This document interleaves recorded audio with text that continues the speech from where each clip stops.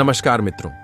भगवान श्री कृष्ण कहते हैं, अकेले रहना कभी कभी आत्मविकास और आंतरिक शांति प्राप्त करने के लिए बहुत महत्वपूर्ण हो सकता है। जब हम अकेले होते हैं तो हमें अपनी भावनाओं, विचारों और जीवन के उद्देश्यों पर ध्यान केंद्रित करने का अवसर मिलता है। कृष्ण मोटिवेशन यूट्यूब चैनल पर आपका दिल से स्वागत है। मित्रों, ऐसे मोटिवेशनल वीडियो बनाने में बहुत समय लगता है और मेहनत भी। मित्रों, आप लोगों से एक छोटी सी रिक्वेस्ट है, अगर आपको श्री कृष्ण द्वारा कही गई बातें अच्छी लगती हैं तो वीडियो को लाइक करें और चैनल को सब्सक्राइब। दोस्तों, जितना हो सके आप इस वीडियो को अपने दोस्तों और रिश्तेदारों में शेयर करिए। श्री कृष्ण से प्रार्थना करता हूं, इस वीडियो को जो भी देख रहे हैं उन पर श्री कृष्ण अपनी कृपा दृष्टि बनाए रखें। चलिए शुरू करते हैं। प्रभु श्री कृष्ण कहते हैं, अकेले रहने से हमें अपने भीतर झांकने का समय मिलता है। यह समझने का अवसर होता है कि हमारी असली इच्छाएं और प्राथमिक क्या हैं। इससे जीवन में स्पष्टता आती है, निर्भरता कम होती है। अकेले समय बिताने से हम आत्मनिर्भर बनते हैं। दूसरों पर भावनात्मक या मानसिक निर्भरता कम होती है, जिससे हम अधिक मजबूत और आत्मविश्वासी महसूस करते हैं। रचनात्मकता बढ़ती है। अकेले समय में हमारा दिमाग शांत होता है और नई सोच व रचनात्मक विचार उत्पन्न होते हैं। श्रीमद् भागवत गीता में भगवान कृष्ण के उन उपदेशों का, गीता में धर्म के मार्ग का अनुसरण करते हुए अच्छे कर्म करने की शिक्षा दी गई है। जीवन की सभी दुविधाओं और समस्याओं का हल गीता में मिलता है। माना जाता है कि गीता के बातों का अनुसरण करने से जीवन बदल जाता है और व्यक्ति को हर काम में सफलता मिलती है। आइए जानते हैं श्रीमद् भागवत गीता के अनमोल विचारों के बारे में। गीता में श्री कृष्ण कहते हैं कि हर व्यक्ति को स्वयं का आकलन करना बहुत जरूरी है। स्वयं का आकलन करके ही व्यक्ति अपने गुण और कमियों को जान सकता है। गीता के अनुसार जब तक आप खुद को नहीं समझेंगे तब तक आप स्वयं से जुड़ा कोई भी फैसला मजबूती के साथ नहीं कर सकेंगे। अपने गुणों दोषों को जान लेने के बाद ही कोई भी व्यक्ति अपने व्यक्तित्व का निर्माण सही ढंग से कर पाता है। गीता के अनुसार जैसे जैसे व्यक्ति की आयु बढ़ती है वैसे उसे इस बात का एहसास होता है कि उसने अपना ज्यादातर समय उन लोगों को देकर व्यर्थ किया जिनका उसके जीवन में कोई योगदान था ही नहीं। गीता में श्री कृष्ण कहते हैं कि व्यक्ति को अपने क्रोध पर काबू करना सीखना चाहिए, क्योंकि क्रोध में व्यक्ति खुद पर नियंत्रण खो बैठता है और आवेश में आकर गलत काम कर बैठता है। क्रोध में लिए गए फैसले अक्सर गलत होते हैं, जिससे व्यक्ति आगे चलकर पछताता है। इसलिए क्रोध आने पर खुद को शांत करने का प्रयास करें। श्रीमद् भागवत गीता के अनुसार हर मनुष्य को आत्ममंथन जरूर करना चाहिए। आत्ममंथन व्यक्ति को सही गलत का निर्णय करने में मदद करता है। इसलिए कुछ समय अकेले रहकर आत्ममंथन जरूर करें। आत्ममंथन हमेशा व्यक्ति को सही राह दिखाता है। मन बहुत चंचल होता है और यही व्यक्ति के दुखों का कारण बनता है। गीता के अनुसार हर व्यक्ति को अपने मन पर नियंत्रण रखना चाहिए। जो व्यक्ति अपने मन पर काबू पा लेता वो सफलता की राह पर चल पड़ता है। ऐसा व्यक्ति सिर्फ अपने कर्म पर केंद्रित रहता है और लक्ष्य को आसानी से हासिल कर लेता है। श्री कृष्ण के उपदेश के अनुसार मनुष्य को उसके कर्मों के अनुरूप ही फल मिलता है। इसलिए परिणाम के बारे में सोचे बिना व्यक्ति को सिर्फ अपने कर्म पर ध्यान देना चाहिए। महाभारत में कैसे कृष्ण ने अर्जुन की जान बचाई। धर्म की रक्षा के लिए कौरवों और पांडवों के बीच भयंकर युद्ध हुआ था, जिसे हम महाभारत के युद्ध के नाम से जानते हैं। इस युद्ध में सारथी के रूप में कृष्ण ने पांडवों का साथ दिया था। महाभारत में कई ऐसे नाजुक मौके आए जहां पर भगवान कृष्ण ने अर्जुन के प्राणों की रक्षा की थी। उन्हीं में से एक प्रसंग यह भी है। महाभारत के युद्ध में जयद्रथ नाम का एक योद्धा था जो कौरवों की तरफ से युद्ध कर रहा था। युद्ध के दौरान जब एक दिन अर्जुन लड़ते लड़ते युद्ध क्षेत्र से काफी दूर तक निकल गए थे, तब इसका फायदा उठाते हुए जयद्रथ सहित कौरवों ने अर्जुन के पुत्र अभिमन्यु को चक्रव्यूह में फंसाकर वध कर दिया था। अभिमन्यु की मृत्यु का समाचार जब अर्जुन को मिला तो वह बेहद क्रोधित हो उठे। अर्जुन युद्ध के मैदान के बीचों बीच पहुंचे और सबके सामने जयद्रथ को चुनौती दी। तब अर्जुन ने प्रतिज्ञा लेते हुए कहा कि कल मैं जयद्रथ का वध करके अपने पुत्र की मौत का बदला लूंगा। यदि मैं सूर्यास्त से पहले वध न कर सका तो मैं अपने प्राण त्याग दूंगा। लेकिन जयद्रथ को मारना इतना आसान नहीं था। दरअसल जयद्रथ को उसके पिता के द्वारा वरदान मिला था। वरदान के अनुसार जो भी जयद्रथ को मारेगा और उसका सिर जमीन पर गिराएगा, उसके सिर के हजारों टुकड़े हो जाएंगे। यही एक कारण है कि कुरुक्षेत्र युद्ध में जयद्रथ को मारना बेहद मुश्किल हो गया था। युद्ध के अगले दिन अर्जुन जयद्रथ को तलाश करने लगे, लेकिन वह नहीं मिला, क्योंकि कौरवों ने जयद्रथ को छिपा रखा था।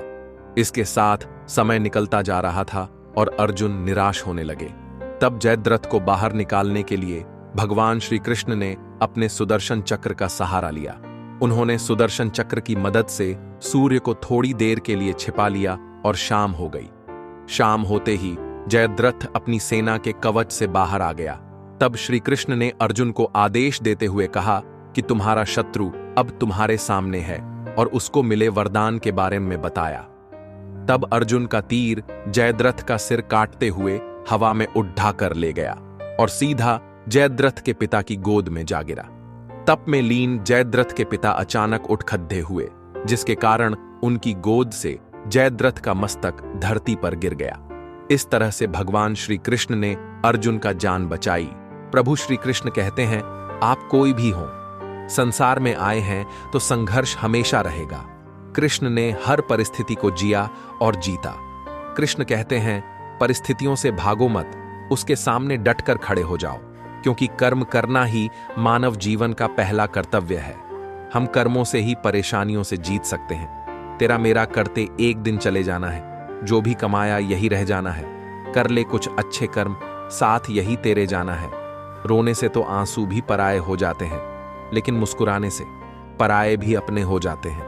मुझे वो रिश्ते पसंद है, मुझे जिनमें मैं नहीं हम हो। इंसानियत दिल में होती है, हैसियत में नहीं। ऊपर वाला कर्म देखता है, वसीयत नहीं। कृष्ण कहते हैं, मां कभी साधारण नहीं होती।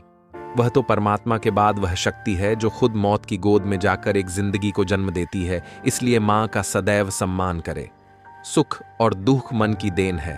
एक गुरु के दो शिष्य थे, दोनों किसान थे। भगवान का भजन पूजन भी दोनों करते थे। स्वच्छता और सफाई पर भी दोनों की आस्था थी, किंतु एक बड़ा सुखी था, दूसरा बड़ा दुखी। गुरु की मृत्यु पहले हुई, पीछे दोनों शिष्यों की भी। दैवयोग से स्वर्गलोक में भी तीनों एक ही स्थान पर जा मिले, पर स्थिति यहां भी पहले जैसी ही थी। जो पृथ्वी में सुखी था, यहां और जो आए दिन क्लेश कलह आदि के कारण पृथ्वी में अशांत रहता था, यहां भी अशांत दिखाई दिया, भी प्रसन्नता अनुभव कर रहा था। दुखी शिष्य ने गुरुदेव के समीप जाकर कहा, भगवन, लोग कहते हैं ईश्वर भक्ति से स्वर्ग में सुख मिलता है, पर हम तो यहां भी दुखी के दुखी रहे।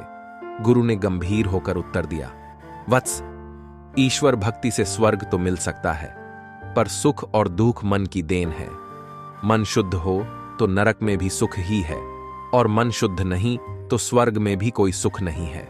इसलिए मित्रों, हमें हर स्थिति में खुश रहना चाहिए, क्योंकि अगर आप खुश रहते हैं तो आपके लिए स्वर्ग इसी धरती पर है, और अगर आप दुखी रहते हैं तो नर्क भी इसी धरती पर है। क्यों रोते हो मन का ना होने पर?